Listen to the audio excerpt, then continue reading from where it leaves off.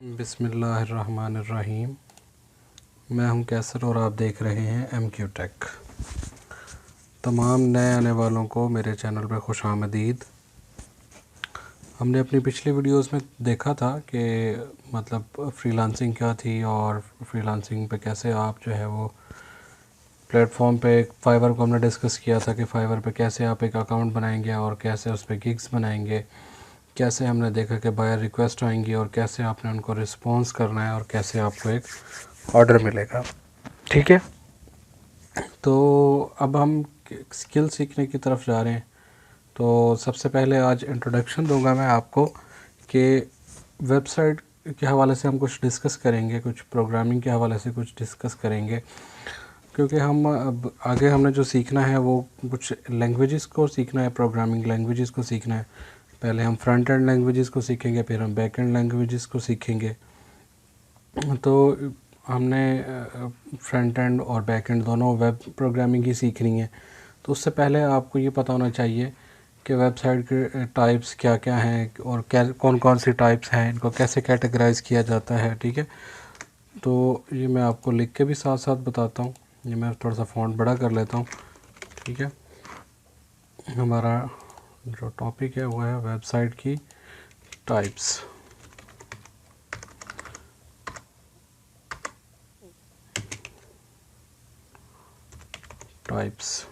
ठीक है,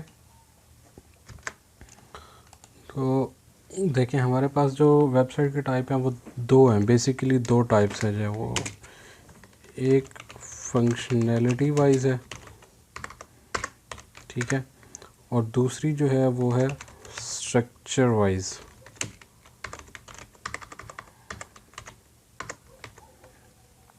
ठीक है, अब स्ट्रक्चर में क्या आता है, ये इसमें उसके पार्ट्स होते हैं कि वेबसाइट के कौन कौन से पार्ट्स हैं। ठीक है, अब फंक्शनैलिटी वाइज जाहिर सी बात है, उसके नाम से जाहिर है कि उसमें कोई फंक्शंस होंगे। ठीक है, अब फंक्शनैलिटी वाइज में दो टाइप की हमारे पास वेबसाइट्स होती हैं। ठीक है, एक होती है हमारे पास स्टैटिक वेबसाइट। ठीक है, अब स्टैटिक जैसे नाम से ही ज़ाहिर है, आपने फ़िज़िक्स में भी पढ़ा होगा, the things which is at rest. ठीक है, जो चीज़ रेस्ट पे हो, ठीक है,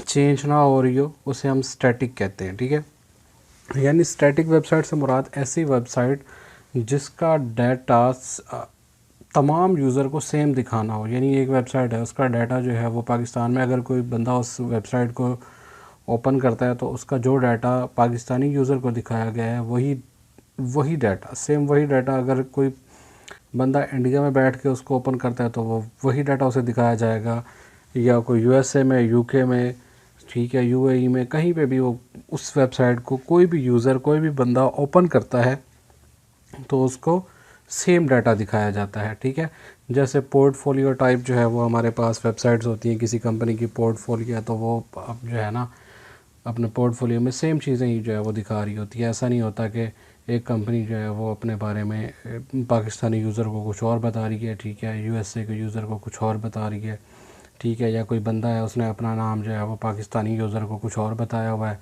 इंडिया में कोई ओपन करता है तो वहाँ कोई और नाम बताता है। तो इस तरह से नहीं होता। ठीक है, तो हमारे पास जो स्टैटिक वेबसाइट होती है उसमें क्या होता है, उसमें, ठीक है, अच्छा मैं आपको यहाँ पे लिख के बताता हूँ। Same data show to all users. ठीक है, एक तो ये चीज़ है।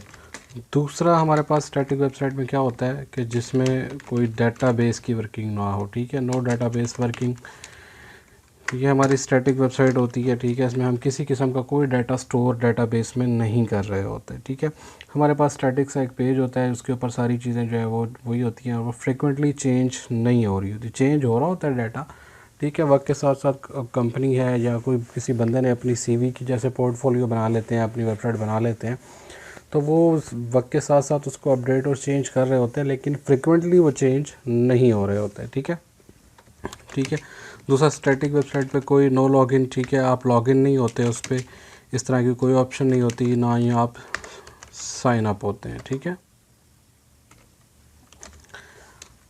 ठीक हो गया। इसके अलावा इस पर कोई लॉजिकल वर्क नहीं होता, नो लॉजिकल वर्क, कोई लॉजिकल डिसीजंस आपके नहीं होते, ठीक है। जो स्टैटिक वेबसाइट है इस पर सिर्फ़ और सिर्फ आप जो है वो इसको ओपन करेंगे, इसको जो है ओपन करके देख सकते हैं कि जी ये इस पर क्या क्या डाटा, क्या क्या इन्फॉर्मेशन दी गई हुई है। स्टैटिक वेबसाइट को हम सिर्फ उस पर जो इन्फॉर्मेशन दी गई है उसको देख सकते हैं। अच्छा, दूसरी जो हमारे पास है वो है डायनामिक वेबसाइट, ठीक है। अब इसमें ये होता है कि डिफरेंट डाटा डिफरेंट टाइम पे डिफरेंट लोगों को दिखाना होता है, ठीक है। जैसे ये फेसबुक है मिसाल के तौर पे, अब देखें फेसबुक पे आप इस पे साइन अप भी होते हैं, ठीक है। आपने पहले साइन अप होना है, साइन अप होने के बाद आपने जो है वो अपना अकाउंट बनाना है, फ़र्स्ट नेम देना है, लास्ट नेम देना है, ईमेल पासवर्ड आपने सेट करना है। फिर आपने जब लॉगिन होना है तो फिर लॉगिन होने के वक्त आपने अपना करेक्ट ईमेल और पासवर्ड एंटर करना है, ठीक है।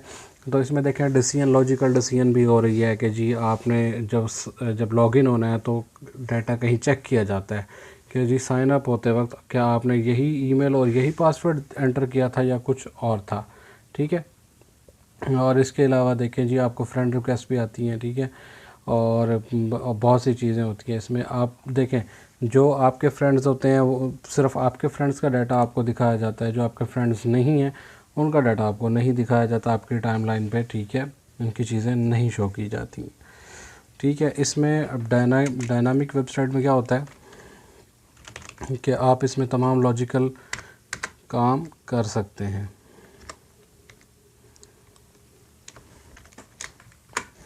जैसे यू कैन लॉग इन, मैंने जैसे सबसे बड़ी एग्जांपल आपको फ़ेसबुक की दी कि फ़ेसबुक पे आप लॉगिन हो सकते हैं, ठीक है। लॉजिकल डिसीजन है, और लॉजिकल डिसीजन देखें जब आपने वेबसाइट अपना अकाउंट क्रिएट करना है तो अकाउंट क्रिएट करते वक्त आपने जो अपनी इन्फॉर्मेशन, जो ईमेल आईडी आपने उस टाइम दी थी, तो जब आप लॉगिन होंगे, लॉगिन होते वक्त डाटाबेस में फ़ेसबुक चेक करता है कि ये सही इन्फॉर्मेशन दी गई है या गलत है। अगर तो इन्फॉर्मेशन सही होगी तो आप इसमें लॉगिन हो जाएंगे, फ़ेसबुक में अपने अकाउंट में लॉगिन हो जाएंगे। अगर आपने कोई ईमेल या पासवर्ड या कोई भी एक लफ्ज़, एक डिजिट, एक अल्फ़ाबेट कुछ भी आपने गलत टाइप कर दिया तो आप उसमें लॉगिन नहीं हो सकते, ठीक है।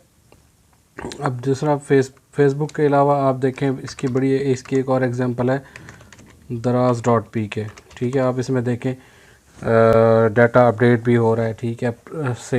प्राइस भी चेंज हो रही हैं, आप ऑर्डर भी प्लेस कर सकते हैं, आप लॉगिन भी हो सकते हैं, आप इसमें जो है वो प्राइस के रेट भी जो है वो चेंज हो रहे होते हैं, ठीक है। तो ये होती है हमारे पास डायनामिक वेबसाइट, ठीक है। हमने सबसे पहले इसमें देखा अभी तक जो हमने इस लेक्चर में डिस्कस किया है कि वेबसाइट की टाइप्स कौन सी होती हैं। उसमें हमने देखा जी एक होती है फंक्शनैलिटी वाइज, दूसरी होती है हमारे पास स्ट्रक्चर वाइज। तो उसमें हमने फंक्शनैलिटी वाइज में देखा कि हमारे पास दो किस्म की वेबसाइट्स होती हैं, एक स्टैटिक वेबसाइट होती है, ठीक है, और एक हमारे पास डायनामिक वेबसाइट होती है। जो स्टैटिक वेबसाइट होती है उसमें सेम डाटा हमने तमाम यूज़र्स को दिखाना होता है, और जो डायनामिक वेबसाइट होती है उसमें हमने डिफरेंट यूज़र को डिफरेंट डाटा दिखाना होता है। और इसमें मैंने आपको एग्जांपल जो है वो दी थी फ़ेसबुक की, कि आप फ़ेसबुक को देखें कि फ़ेसबुक जो है ना वो हर यूज़र को अलग अलग डाटा शो करा रही होती है, ठीक है। तो जो आपके फ्रेंड्स के से रिलेटेड जो उन्होंने अपलोड की होती हैं, जो कोई टेक्स्ट है, कोई इमेज है, कोई वीडियो है, कुछ भी जो चीज़ें की होती हैं या जो आपने ग्रुप्स या पेज वगैरह लाइक किए होते हैं, तो उससे रिलेटेड डाटा आपको शो किया जाता है, ठीक है। तो ये होती है स्टैटिक और डायनामिक वेबसाइट, क्लियर है। तो अब हम देखते हैं कि जी स्ट्रक्चर वेबसाइट क्या होती हैं। अब स्ट्रक्चर वेबसाइट जो है ना वो इसका मतलब है कि पार्ट्स या कंपोनेंट्स के, वेबसाइट के कौन कौन से कंपोनेंट्स हैं। इसमें एक है फ्रंट एंड, ठीक है, एक फ्रंट एंड होता है और एक होता है बैक एंड। वेबसाइट का फ्रंट एंड और उसका बैक एंड होता है। अब फ्रंट एंड क्या होता है? फ्रंट एंड जैसे नाम से ही ज़ाहिर है कोई फ्रंट वाला, जैसे ये फेसबुक है, फेसबुक पे देखें जी आपको ये नज़र आ रहा है कि जी ये मुझे ये एक बंदे ने फ्रेंड रिक्वेस्ट सेंड की हुई है, ठीक है, ये इसका बैकग्राउंड कलर है, ये इसका इनके लोगो का फेसबुक का कलर है, ठीक है, यहाँ पे ये कुछ नोटिफिकेशन शो हो रहे हैं, यहाँ पे ये कुछ चीज़ें मुझे शो हो रही हैं, यहाँ पे ये कुछ जो है वो पोस्ट जो लोगों ने की हुई हैं मुझे वो शो हो रही हैं। तो ये क्या है? ये फ्रंट एंड है। अच्छा, अब दूसरा इसमें क्या है जी, हमारे पास बैकएंड है। अब बैकएंड क्या है? बैकएंड वो होता है जो काम या जो प्रोसेस हमें नज़र नहीं आता, जिसको हम हम नहीं देख सकते, आपको सादा अल्फाज में समझाने के लिए बता रहा हूँ, वो हमारा बैकएंड होता है। जैसे आपने अपने ईमेल और पासवर्ड एंटर किया और फेसबुक पे आपने लॉगिन के बटन पे जैसे ही क्लिक किया तो आपके यहाँ पे ब्राउज़र पे जो है ना वो कुछ ऐसे एक कर्सर सा घूमने लग जाता है, सर्कल ब्लैक ग्रे कलर का। तो जब वो घूमने लग जाता है तो इसके बाद क्या होता है कि जी आपका चेक किया जा रहा होता है, बैकएंड पे चेक किया जा रहा होता है कि आपकी जो इन्फॉर्मेशन दी गई है वो सही है या गलत है। तो ये सारा काम होता है बैकएंड का, ठीक है। ये दो पार्ट्स होते हैं, दो कंपोनेंट्स होते हैं वेबसाइट के, ठीक है। थिंग्स मैं आपको लिख के बता दूँ, थिंग्स वी कैन सी, ठीक है। इसको हम कहते हैं जी हमारी वेबसाइट का फ्रंट एंड। जैसे मैंने आपको बताया कि जी जो चीज़ें हमें उसके पेज पे नज़र आ रही हैं, और जो लॉगिन करने के लिए जब हमने लॉगिन के बटन पे प्रेस किया और उसके बाद हमें जो हमारा होम पेज है, जो भी पेज हमें नज़र आया, उस लॉगिन के बटन के प्रेस करने के बाद और उस अगले पेज के नज़र आने के दरमियान जो भी प्रोसेस हुआ वो बैकएंड पे हुआ, वो हमें नज़र नहीं आया कि वो कैसे हुआ, ठीक है। तो फ्रंट एंड बनाने के लिए, to design a front end of website हम क्या यूज़ करते हैं, कौन कौन सी लैंग्वेजेस यूज़ करते हैं? एक HTML हम यूज़ करते हैं, हम CSS यूज़ करते हैं, हम बूटस्ट्रैप यूज़ करते हैं, हम जावास्क्रिप्ट यूज़ करते हैं, ठीक है जी। तो ये कुछ लैंग्वेजेस हैं जो फ्रंट एंड को डिज़ाइन करने के लिए यूज़ की जाती हैं, ठीक है। जब भी किसी वेबसाइट का फ्रंट एंड डिज़ाइन किया जाएगा, बनाया जाएगा फ्रंट एंड, जैसे ये देखिए ये एक वेबसाइट है, जैसे ये एक वेबसाइट है, इसका ये एक फ्रंट एंड बना हुआ है, ठीक है, ये एक वेबसाइट है, इसका फ्रंट एंड बना हुआ है, ठीक है। तो इस तरह से जब किसी वेबसाइट का फ्रंट एंड बनाया जाएगा तो वो इन लैंग्वेजेस को यूज़ करके बनाया जाएगा, HTML, CSS, बूटस्ट्रैप और जावास्क्रिप्ट को यूज़ करके हम जो है वो फ्रंट एंड बनाएंगे, ठीक है। These all are front end languages, ठीक है। ये हमारी फ्रंट एंड लैंग्वेजेस होती हैं। दूसरा हमारे पास है बैक एंड।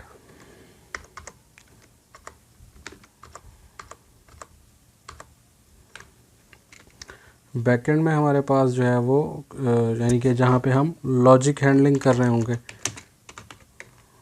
ठीक है, जहाँ पे लॉजिक हैंडलिंग हो रही होगी तो वो हमारा बैकएंड होगा, ठीक है। जब आप जो है वो अपना ईमेल, और मैंने जैसे आपको एग्जांपल दिया कि आप ईमेल और पासवर्ड एंटर करते हैं और उसके बाद आप लॉगिन के बटन पर क्लिक करते हैं, तो आपको जो है वो अगर आपकी इन्फॉर्मेशन ठीक होती है तो आपकी वेबसाइट आपको अलाउ करती है कि आप लॉगिन हो जाएं।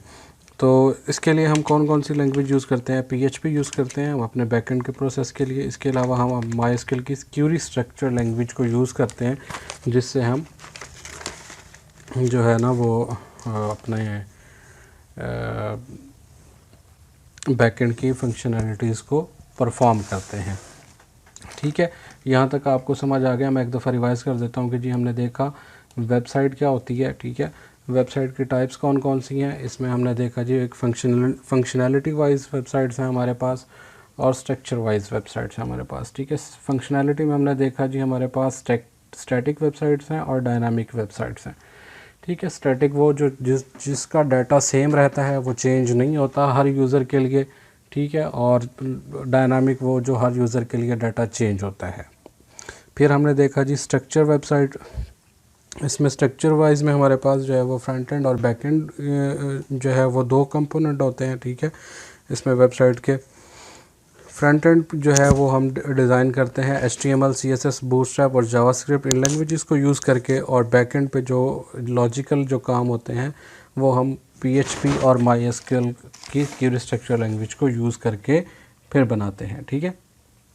अच्छा, इसके बाद एक छोटा सा कंसेप्ट और है जो मेरे ख्याल में हमें डिस्कस कर लेना चाहिए। व्हाट इज़ ए सर्वर, ठीक है। सर्वर क्या होता है, ठीक है। देखें, आप जब किसी भी ब्राउज़र पे देखें, ये मेरे पास क्रोम हुआ है, ये इसको हम ब्राउज़र कहते हैं, ठीक है। हमारे पास मोज़िला है, इंटरनेट एक्सप्लोरर है, कोई भी है, इसको हम ब्राउज़र कहते हैं।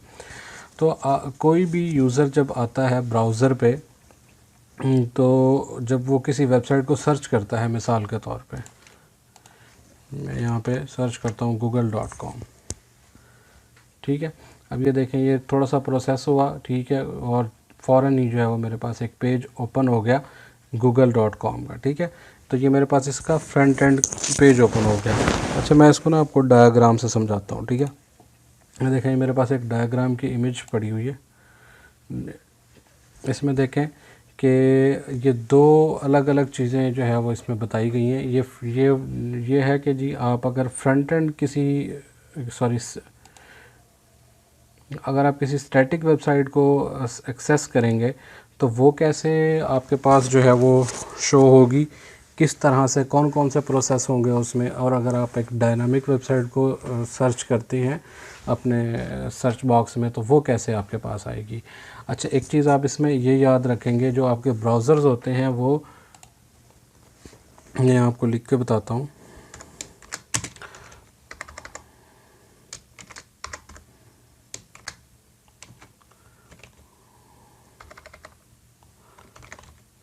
Browsers can understand front-end languages. No need to use translator, ठीक है। हमें ट्रांसलेटर यूज़ करने की ज़रूरत नहीं होती, जो ट्रांसलेटर या इंटरप्रेटर यूज़ करने की ज़रूरत नहीं होती। इसमें ब्राउज़र जो है वो फ्रंट एंड की लैंग्वेजेस को खुद HTML, CSS वगैरह को खुद ही समझ लेता है। और अगर हम PHP की जब हम या बैकएंड या डायनामिक वेबसाइट्स को हम एक्सेस कर रहे होंगे, तो फिर क्या होता है कि जी, ब्राउज़र बैकएंड लैंग्वेजेस को नहीं समझता, ठीक है। जैसे PHP या MySQL की अगर बात करें, तो जब हम डायनामिक वेबसाइट को एक्सेस कर रहे होंगे तो उस वक्त क्या होगा कि आपको कोई ट्रांसलेटर या कोई इंटरप्रेटर यूज़ करना पड़ेगा, जो क्या करेगा, आपकी PHP को ट्रांसलेट करेगा, ठीक है। ट्रांसलेट करके उसको इस काबिल बनाएगा कि वो ब्राउज़र उसको समझ सके। तो ये एक इमेज है। इस इमेज से मैं आपको बताता हूँ कि आपने अगर किसी स्टैटिक वेबसाइट को एक्सेस करना है तो वो कैसे होगी। देखिए, आपने अपना वेब ब्राउज़र ओपन किया, उसमें आपने कोई एक एड्रेस दिया, ठीक है। उस एड्रेस ने क्या किया, आपके सबसे पहले आपके ये चेक किया कि आपके पास आपका कंप्यूटर पे इंटरनेट है या नहीं, ठीक है। अगर तो आपके पास इंटरनेट होगा तो ठीक है, वो क्या करेगा, सर्वर को ब्राउज़र को कहेगा कि हाँ जी इंटरनेट है, ब्राउज़र को रिक्वेस्ट करें, ठीक है। आपके सर्वर के पास रिक्वेस्ट चली जाएगी। सर्वर क्या है जी, सर्वर आप इसको यूँ समझें सादा अल्फाज में कि एक बहुत बड़ा, जैसे आपका कंप्यूटर है ऐसे ही एक बहुत बड़ा कंप्यूटर है, और उसके अंदर जो है वो डिस्क ड्राइव लगी हुई है जहाँ पे डाटा स्टोर हुआ हुआ है, और वो डाटा हम इंटरनेट के थ्रू, इंटरनेट से कनेक्टेड है वो सर्वर, इंटरनेट के थ्रू हम अपने कंप्यूटर पे एक्सेस कर सकते हैं, ठीक है। जैसे मैंने google.com की आपको एग्जांपल दी, तो ये एक वेब सर्वर पे स्टोर है, वहाँ से हम इंटरनेट के थ्रू यहाँ अपने पास एक्सेस कर रहे हैं।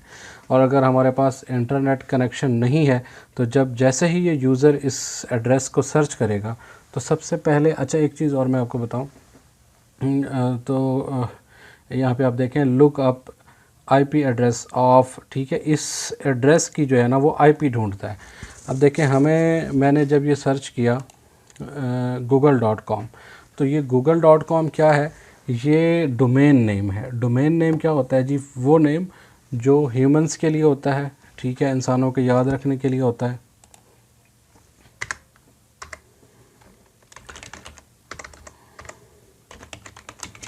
डोमेन नेम, ठीक है। फॉर ह्यूमंस, और या यूँ भी कह लें कि ह्यूमंस फ्रेंडली नेम्स और गॉड डोमेन नेम।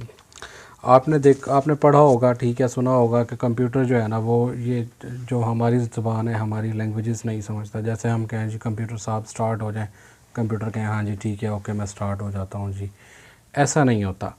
कंप्यूटर क्या करता है जी, आपके 0 और 1 की लैंग्वेजेस को समझता है, ठीक है, डिजिट्स को समझता है। तो क्या करता है कि जी इस डोमेन नेम के पीछे एक आईपी एड्रेस जो है ना वो सेट किया होता है। आईपी एड्रेस, आईपी क्या होता है, आईपी होता है इंटरनेट प्रोटोकॉल होता है, ठीक है,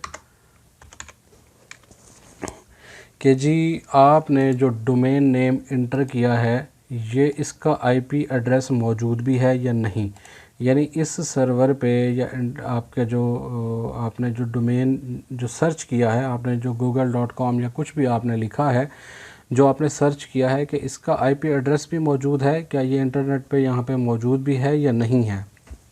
अगर तो इंटरनेट पे मौजूद होगा तो आपको क्या, आपका जब यहाँ पे जो है वो आपको एक इस तरह, ये देखें जैसे ये देखें, ये ब्लू हो गया ना हमारे पास, ये जो ऐसे मूव कर रहा है ब्लैक सर्कल सा, जब हम फर्स्ट टाइम इसको क्लिक करते हैं तो ये ग्रे कलर का होता है। जब इसको आईपी एड्रेस मिल जाता है तो ये फिर क्या करता है, ये ब्लू हो जाता है कि जो आईडी मिल गया, अब उसको ये लोड कर रहा है। देखिए मेरे पास एक वेबसाइट ओपन हुई है, इसको ये जो है ना ये अभी लोड कर रहा है। अगर ये वेबसाइट ये मौजूद ना होती, ये themeforest.net पे मैंने एक थीम ओपन किया हुआ है, तो अगर ये एग्जिस्ट ही ना करता होता, ये एड्रेस ये मौजूद ही ना होता, तो ये क्या कहता है, ग्रे से ये ब्लू होता ही नहीं, ये कह देता कि जी इस तरह की कोई आईपी मौजूद नहीं है, ठीक है। एक तो ये चीज़, दूसरी ये कि अगर आपके पास इंटरनेट ना हो तो आपके पास, अगर आप क्रोम यूज़ करें तो क्रोम का छोटा सा एक डायनासोर आ जाता है, वो कहता है जी आपके पास इंटरनेट नहीं है, ठीक है। यहाँ तक आपको बात समझ आ गई कि आपने ब्राउज़र पे कोई भी एड्रेस एंटर किया, उसने आपके आईपी को देखा कि जी ये आईपी इंटरनेट पे मौजूद है या नहीं है।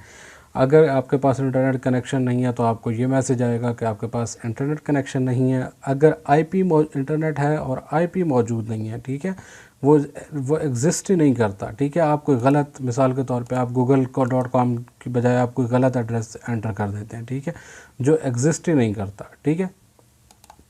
जैसे मैं ये यूँ करता हूँ GGLE, ठीक है, अब ये मेरे ख्याल में ये तो नहीं एग्जिस्ट करता होगा। मैं इसको ऐसे सर्च करता हूँ, ठीक है, मैं इसको लोड होने देता हूँ। अब देखें this site can not be reach, ठीक है, क्योंकि ये एड्रेस एग्जिस्ट ही नहीं करता हमारे पास। तो जब कोई एड्रेस एग्जिस्ट नहीं करता होगा तो वो हमारे पास उसका आईपी होगा ही नहीं। इंटरनेट तो है देखें मेरे पास, लेकिन क्या है कि ये जो मैंने एड्रेस लिखा है, ये जो मैंने सर्च के लिए जिसको इन्फॉर्मेशन दी है, ये इन्फॉर्मेशन गलत दी है, इसके पीछे कोई आईपी ही नहीं एग्जिस्ट करता। आप देखिए मैंने सही करके गूगल लिखा है, तो ये देखें इस डोमेन नेम के पीछे, इस टेक्स्ट के पीछे, ये जो मैंने इन्फॉर्मेशन लिखी है इसके पीछे एक आईपी मौजूद था। तो इस आईपी के थ्रू जो है ना वो सर्वर से सर्च करके डाटा मुझे दिखाया गया है, ठीक है। क्या होगा कि अगर आपके पास आईपी मौजूद है तो सर्वर को रिक्वेस्ट सेंड की जाएगी, ठीक है। सर्वर क्या करेगा, फेच करेगा डाटा index.html की एक फ़ाइल, मेन फाइल जो है वो ड्राइव से फेच करके रिटर्न करेगा सर्वर को, और सर्वर आपके ब्राउज़र को दिखा देगा, ठीक है। तो ये यहाँ तक आपको समझ आ गया कि स्टैटिक वेबसाइट कैसे जो है ना वो आपकी शो होती है। स्टैटिक वेबसाइट आपकी, मैं आपको एक दफ़ा रिवाइज कर देता हूँ कि यूज़र ने जब कोई एड्रेस एंटर किया, एड्रेस आपका आईपी चेक करेगा कि आपके पास आईपी और इंटरनेट दोनों चेक करेगा। आपके पास अगर कोई एक चीज़ भी अवेलेबल नहीं है तो आप आगे प्रोसेस नहीं कर सकते। अगर दोनों मिल जाती हैं, आपके पास इंटरनेट भी है और जो आपने एड्रेस एंटर किया है उसका आईपी भी ऑलरेडी सर्वर पे यहाँ पे मौजूद है, ठीक है, उस आईपी से, तो फिर आप जो है ना वो आगे प्रोसेस कर सकते हैं, ठीक है। आपके सर्वर को रिक्वेस्ट चली जाएगी और सर्वर क्या करेगा, ड्राइव से डाटा लेकर रिटर्न करेगा और आपके ब्राउज़र पे शो हो जाएगा, ठीक है।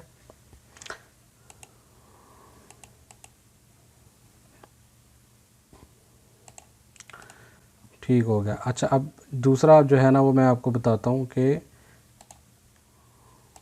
अगर आप एक डायनामिक वेबसाइट जो है वो एक्सेस करते हैं तो वो कैसे होती है। यानी स्टैटिक में आपके पास सिर्फ फ्रंट एंड की लैंग्वेजेस थी, ठीक है, आपका सिर्फ फ्रंट एंड था और कुछ भी नहीं था, ठीक है, डाटा चेंज नहीं हो रहा था फ्रिक्वेंटली। तो और आपको मैंने ये भी बताया अभी थोड़ी देर पहले कि ब्राउज़र जो है ना वो फ्रंट एंड लैंग्वेजेस को ख़ुद समझ लेता है, उसके लिए हमें ट्रांसलेटर की ज़रूरत नहीं पड़ती।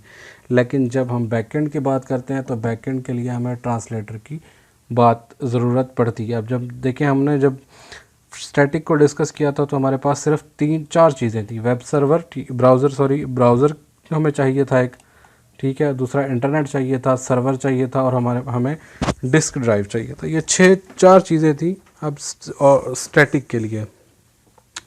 अब जब हम डायनामिक वेबसाइट को एक्सेस कर रहे हैं तो हमारे पास 2 चीज़ों का इजाफा हो गया, एक PHP प्रोसेसर और दूसरा MySQL डेटाबेस, ठीक है। अब पहली बात तो वैसे ही कोई यूज़र ने कोई URL एंटर किया, ठीक है, जैसे URL एंटर हुआ उसने क्या किया, लुकअप द IP, ठीक है, इंटरनेट पे IP को देखा कि इस URL के अगेंस्ट कोई IP मौजूद है, ठीक है। IP इस तरह का होता है, देखें इस तरह की कोई चीज़ होती है 192.168.0.1, ठीक है, इस तरह का कोई एड्रेस होता है, ठीक है, जो कंप्यूटर के समझने के लिए होता है। ये हमारे समझने के लिए नहीं होता, ये कंप्यूटर के समझने के लिए होता है कि जी यूज़र ने ये चीज़ डिमांड की है। अब हमें तो हम इस चीज़ को याद नहीं रख सकते, इंसान के लिए इस चीज़ को याद रखना मुश्किल है। कोई रख सकता है, कोई नहीं रख सकता, ठीक है। लेकिन अगर आपने google.com याद रखना है तो हर बंदा याद रख सकता है। और इसका अगर आपको IP याद करने का कहा जाए कि जी आप इसका IP लिखेंगे तब आप इसका एक्सेस कर सकेंगे, तो वो हर बंदा का काम नहीं है, ठीक है। तो इसलिए ये ह्यूमन फ्रेंडली डोमेन जो है, डोमेन नेम रखे जाते हैं हमारे पास वेबसाइट्स के, ठीक है। IP को देखा गया, अगर IP मिल गया तो हमारे वेब सर्वर को रिक्वेस्ट जाएगी। वेब सर्वर के पास जब रिक्वेस्ट जाएगी तो वो क्या करेगा, आपके डिस्क ड्राइव से डाटा को फैच करेगा।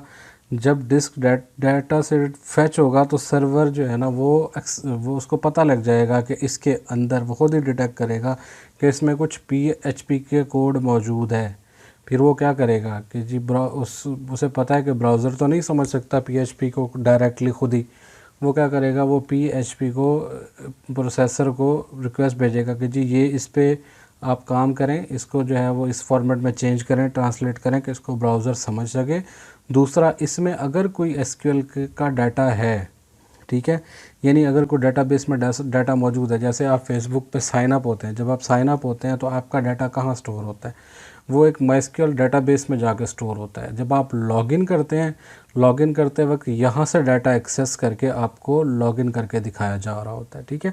यानी आपने जब लॉगिन पे क्लिक किया, ठीक है, आपका वो जो फील्ड थी ईमेल और पासवर्ड और लॉगिन किया, आपका फ्रंट एंड था। अगर बात सिर्फ यहाँ तक थी तो हमें इसकी ज़रूरत नहीं थी। लेकिन अब क्या होना है कि जी ये डिसीजन होना है, PHP का कोड रन होना है कि जी इस डेटाबेस से डाटा मैच करो, जो यूज़र ने ईमेल ID और पासवर्ड एंटर किया है वो वही है जो साइन अप के टाइम किया था या कुछ गलत है, ठीक है। अगर तो ये ठीक है तो फिर जो भी रिस्पॉन्स आगे होगा वो आप दें। तो क्या करेगा सर्वर, वो PHP को कहेगा कि जी आप PHP का जो कोड है आपके पास और जो MySQL का जो डेटाबेस है, डाटा का जो काम है वो आप करके मुझे दें। तो क्या करेगा, PHP खुद भी इस पर प्रोसेस करेगा और इससे भी ये कहेगा एग्जीक्यूट SQL को करेगा, रिसीव डाटा हो जाएगा, उसके बाद रिटर्न पेज होगा सर्वर को। सर्वर क्या करेगा, डिस्प्ले कर देगा आपके पेज को ब्राउज़र पे, ठीक है। यहाँ तक क्लियर है। तो बेसिक तो यही चीज़ें हैं, ठीक है, आपको जो आपके लिए ज़रूरी थी।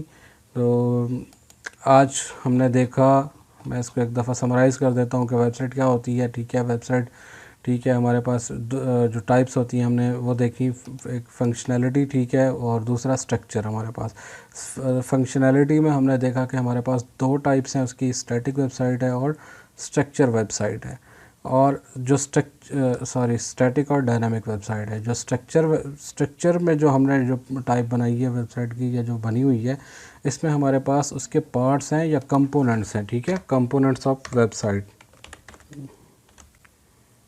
कंपोनेंट्स ऑफ वेबसाइट के, ठीक है। एक जो वेबसाइट बनी है उसके कंपोनेंट्स कौन से, उसके पार्ट्स कौन से हैं, ठीक है। एक फ्रंट एंड और बैक एंड है, दोनों के मिलाप से, दोनों के मिलने से एक वेबसाइट बनती है, ठीक है। अगर आप फेसबुक से या किसी दराज.pk से बैकएंड को निकाल दें, सिर्फ फ्रंट एंड रहने दें, तो वो पूरी एक कंप्लीट वेबसाइट नहीं बनती, वो कंप्लीट वेबसाइट नहीं होगी, ठीक है। आप दराज.pk से बैकएंड का कोड निकाल दें तो आप उस पर ऑर्डर नहीं प्लेस कर सकते, ठीक है। आप उस पर साइन अप नहीं हो सकते, आप उस पर लॉगिन नहीं हो सकते, आप उस पर जो है वो ये प्राइसेस वगैरह चेंज हो रही होती हैं फ्रिक्वेंटली, वो ठीक है। स्टैटिकली तो चेंज हो जाएंगी प्राइसेस वगैरह चेंज, लेकिन डायनामिकली जिस तरह से चेंज हो रही होती हैं उस तरह नहीं होंगी, ठीक है। फिर हमने देखा जी, हमने अगर HTML को अगर हमने फ्रंट एंड को डिज़ाइन करना है तो हम उसके लिए HTML, CSS, बूटस्ट्रैप और जावास्क्रिप्ट इन लैंग्वेजेस को यूज़ करके अपने फ्रंट एंड को डिज़ाइन करेंगे, ठीक है। बैक एंड को हमने देखा जहाँ पे हमारी लॉजिकल काम हो रहे होंगे, लॉजिकल हैंडलिंग हो रही होगी, ठीक है। वहाँ पे हम PHP को यूज़ करते हैं और MySQL को यूज़ करते हैं डेटाबेस को। MySQL एक डेटाबेस है जहाँ पे हम अपना डाटा स्टोर करते हैं। इसके अलावा हमने थोड़ा सा डिस्कस किया कि हम अगर स्टैटिक वेबसाइट को एक्सेस करते हैं तो वो किस तरह से सर्वर से हमारे पास एक्सेस होती है, ठीक है। और अगर हम डायनामिक वेबसाइट को जो है वो एक्सेस करते हैं तो वो हमारे पास किस तरह से एक्सेस होती है, ठीक है। तो मेन हमारे पास तो यही है, स्टैटिक और